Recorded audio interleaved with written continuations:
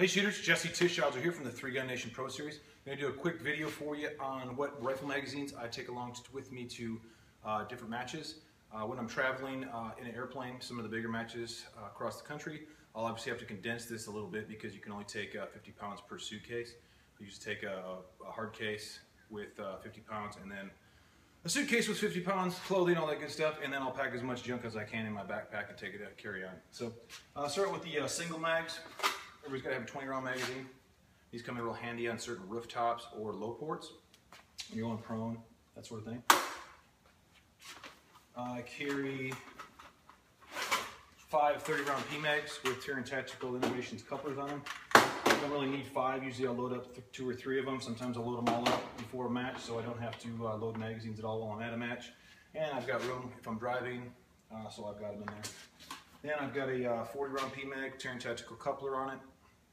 Also, I've got 46 on that guy. Then we go to the coupled magazines.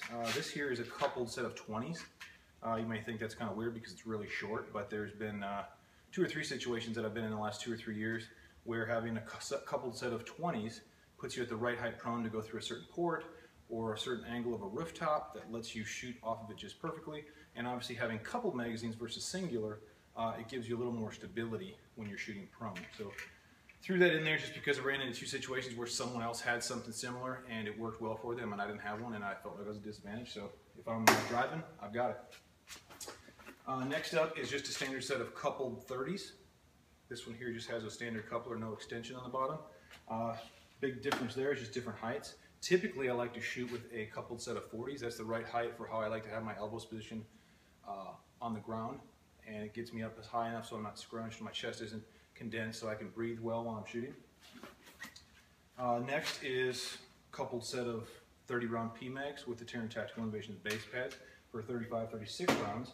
Again, that gets me up just a little bit higher. If I've got a certain stage where I've got to be whatever height between a 30 and a 40, I've got that. Or ammunition requirements. Then, like I said, this is probably my most used set of magazines for shooting prone, long-range type shooting. It's just a standard coupled set of 40s. Like I said, it's the perfect height.